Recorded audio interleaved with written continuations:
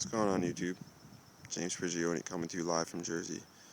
October 20th, going to bring you along for an update. We added a bunch of fruit trees to the orchard, the forest, whatever you want to call it. So I just wanted to bring you guys along, show some of them that we put in, maybe explain why we have so many in such a close area, and also maybe talk about a few other things. First off, I never really did talk about why the garden is etched out basically in bamboo, and why it's measured out. As we initially started, it was just inside this bamboo rectangle, and the bamboo rectangle probably took one of the longest out of all of them to make. Not even doing the bamboo, but just getting the measurements right. Why is because the measurements are about 23 by about 36. There's some inches in there, but I don't remember the exact measurements. I know that they were just around there, but I know that they were pretty exact when I had done them. So they're 23 by 36. When you divide the 36 by the 23, you'll end up with what's called the golden ratio. And the golden ratio is basically the measurement of organic life, if you want to say, the ratio of living things. And in my opinion, almost all parts of creation are things that were created. A lot of them were created using this golden ratio and built off the Fibonacci sequence. And I'm sure you guys know what that's about. So this garden is basically built off that. We started what we think to be a garden is living. There's always living things. It's got more life in here than the whole other yard. So we wanted to start with a living ratio basically, and we wanted to honor the one who created everything and just basically show our respect for how he creates and try to just make our creation in his pattern and in his image. So that was the initial idea with the golden ratio.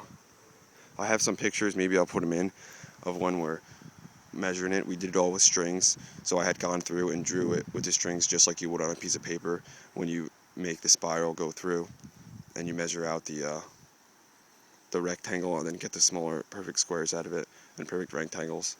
So I had done that. Maybe I'll put some pictures if I can find them. If not, then I'll just post them on Facebook. But this was mostly about the trees, to show you the trees that we put in and show you the succession of the yard towards a food forest. It's only been the 1 year, and we've got a lot of things growing and made a lot of changes, so I'm happy with the things that we've done, and I'm grateful for how things have gone. And hopefully in the future, maybe next year, in a couple years, we'll really start getting some fruit out of this place. So first we put an apple tree over here, and I know these apple trees are close, but this is just basically a method of growing that I've learned from other people, and we're implementing it. And that's when you plant way more than you need, because you can always go back later and cut stuff out. It's easy to do that, but after 2 or 3 years, if I find out a tree isn't good and I hadn't put anything close enough to that, I just wasted a few years in that spot. And our garden isn't huge, so we can't really be wasting that kind of time. So we have a lot of things planted next to each other, but there might be 10 trees in one small spot, but in the end of it, in 4 or 5 years, there might only be 1 or 2 trees there, just depending on what tree does the best in the position that it's in and how well the fruit is and everything. So first, please take that into account when taking a look at this. This is first apple tree, and this is about the spacing we have. They're not far. Apple tree, peach tree. We're just obviously extending the edge of the garden, because once you get the garden started like we did, extending the edge is very easy. It's not just like building a whole new garden. Okay, apple tree, peach tree. Looks like another apple tree. Then we have a Santa Rosa plum, another peach tree on the other side of the swale, and then another apple tree on the further side of the swale. Then there's a cherry tree, and then another cherry tree back behind that.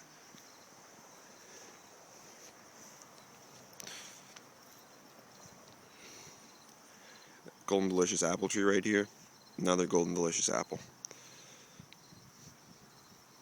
Santa Rosa plum,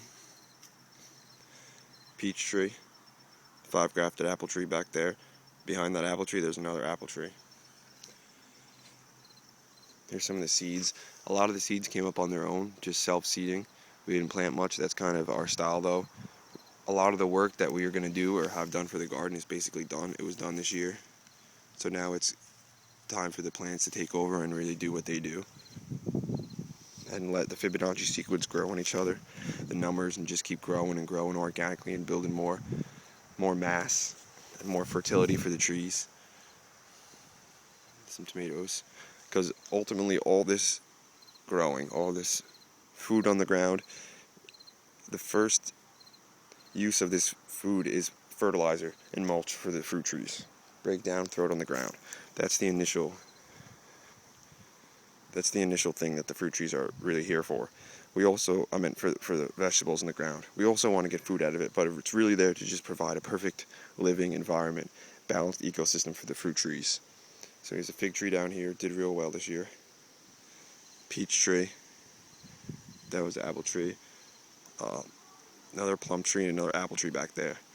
So, as you can see, tree, tree, tree, tree, another tree, peach tree, another tree. So, basically surrounded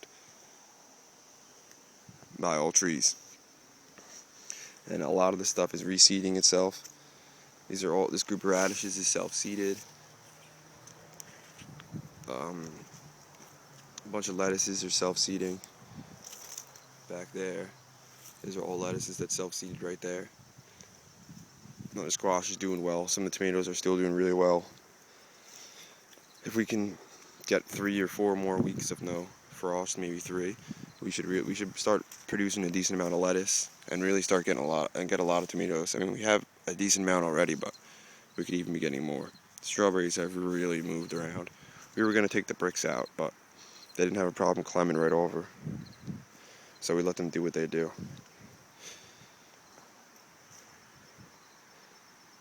This patch back here is doing well. Well, here's these really small tomatoes I'll show you guys. Saved some seed from them. Just tiny. This is as big as they get at the end there. Very small tomatoes, but great for salads and stuff. So definitely be growing a bunch of those next year. This is the first year we had them because my dad's friend had given us that plant, but also some seed, so we have seed saved. This patch is doing well. This is my favorite thing about gardening. When you have self-planted so dense like this, you know, there's seed ready to harvest for calendulas right here. All these tomatoes. Let's look under here. Just tomatoes galore on the vine. That one looks almost ready. Bunch of sets of tomatoes, and then right next to it, nice watermelon growing in that perfect little environment down there. So that's my favorite way of growing, nice and dense carrots underneath, wicking up moisture. So I really just wanted to show you guys how the food forest is coming along and really explain a couple things. I can't be happier with the garden though. There's so much life in here. It's crazy. We have at least 3 different kinds of them, 4 to 5 different kinds of mushrooms. So many mushrooms. Here's a kind of mushroom right here, like a matted mushroom.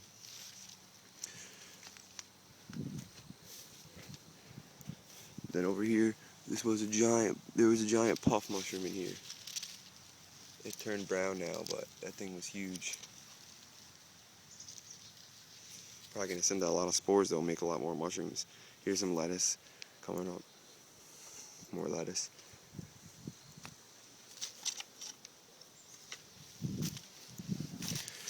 Some more mushrooms. I'm not sure what kind of mushrooms these are. These ones look like they could be an edible variety.